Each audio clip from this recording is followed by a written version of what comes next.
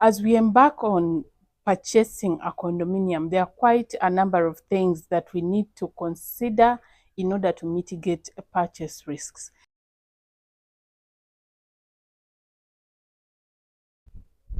It's very important that you consider the aspect of the developer that you're intending to buy from. Who is this developer? What have they done? What are their track records? Did they have a bad record and now they are improving? Or they had a bad record and they still have bad records? What is the developer doing to improve themselves? Who is this person? Are they registered? Are they legit? Is this developer going to sell me a good property? Have they done anything? If they are new on the market, are they following the right processes and procedures to ensure they bring you a good property? That line of thinking is what you should first consider before you even embark or consider buying a property.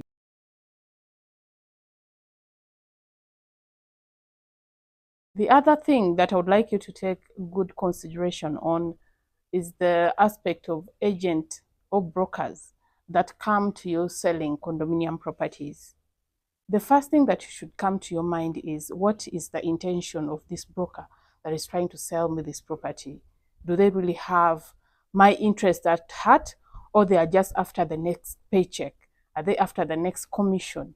So be very keen on studying this person, study their intention as they sell you the property. This is a broker's job. They earn from selling properties and then they are given commission.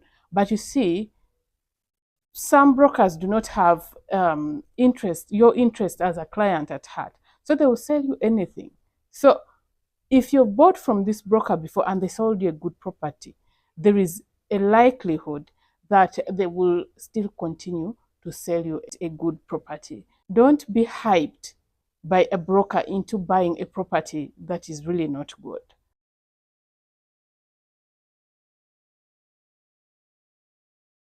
When you're going to buy a condominium property, ensure that this property you're buying has a registered condominium plan.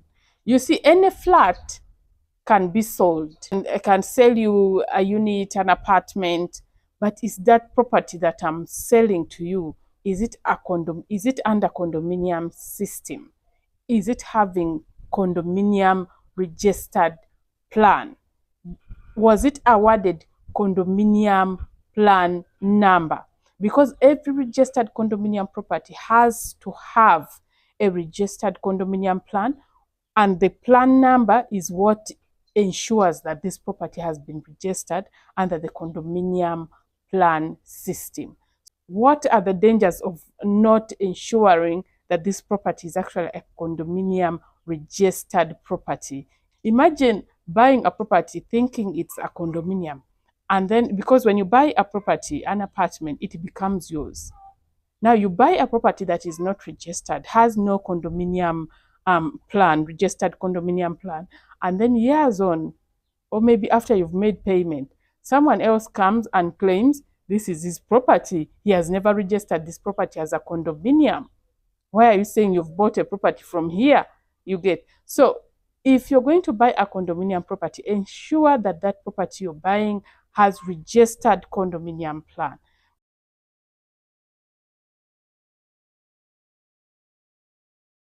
When a condominium property is built or constructed, each one of those units has a condominium title deed, which means it's like any other title, any other land title.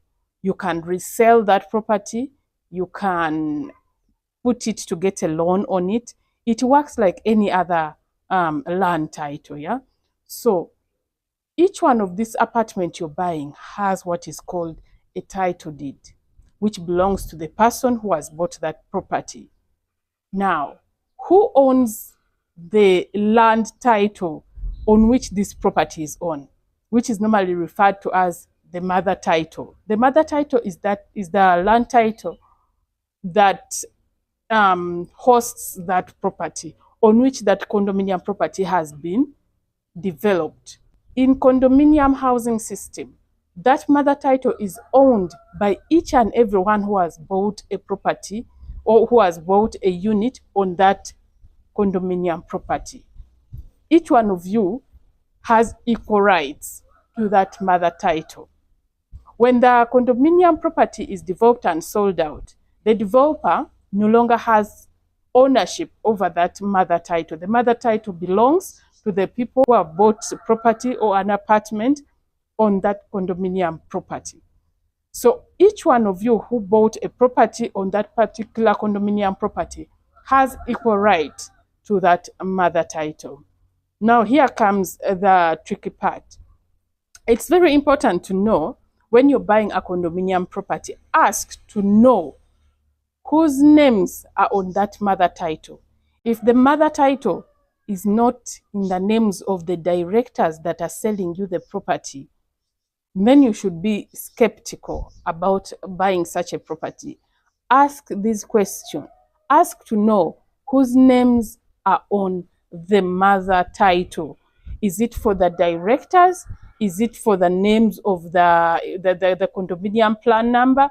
Whose names are on that mother title, so that you don't risk buying a property which is not for the developer that is selling you the condominium property. And also ask questions to do with ownership.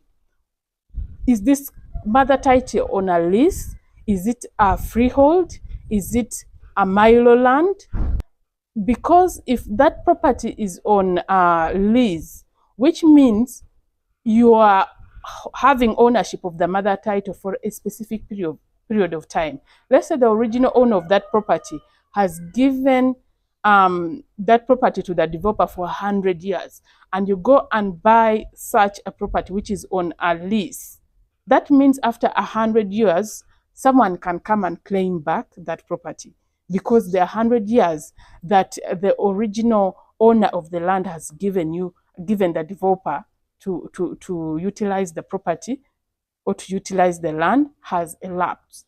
Know the nitty-gritties that involves the mother title of that condominium property.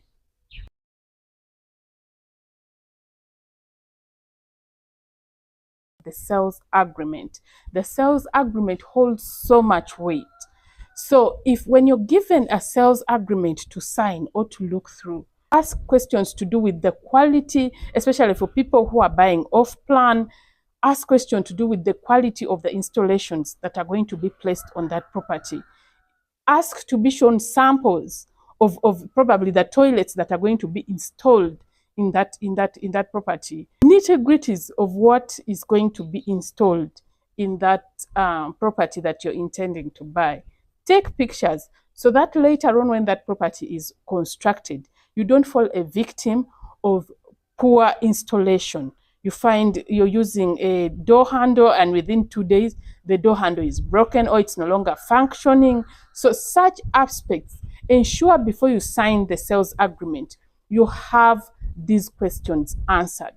Know that after you've signed this sales agreement, you may not be able to turn back, much as the law gives you a 10-day window, which is called the cooling period, where you can cancel that sales agreement without the developer deducting any payment from you.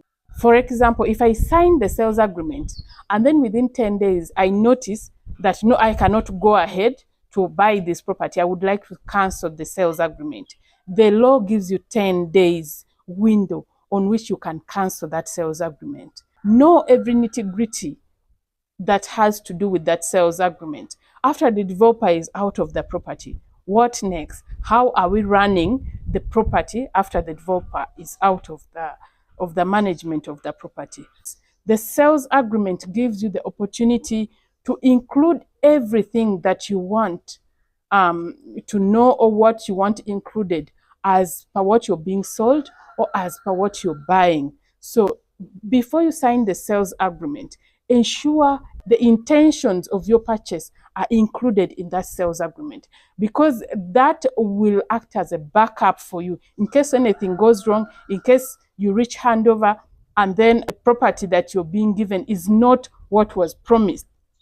You have your outlines on the sales agreement, which is going to back you up.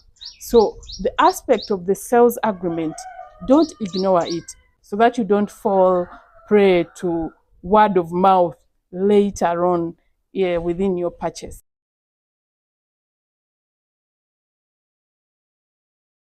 Also, another thing that most of us may take lightly is the aspect of receipts. If you've paid for something, you're supposed to be given a receipt for what you've paid for. This seems a very small issue, but it's a very big deal. When you pay for a property, you've deposited 50 million, 10 million, 100 million, 200 million. Why can't you get a receipt for that deposit? Demand for the receipt. Every deposit, every payment you make, every installment you deposit, make sure you get a receipt that shows I've paid this amount towards this apartment, and this is my balance. You get, have those details well documented and keep them, because you never know what can happen in the future. Have those receipts. You're paying quite a lot of money not to have a receipt for what you've paid for.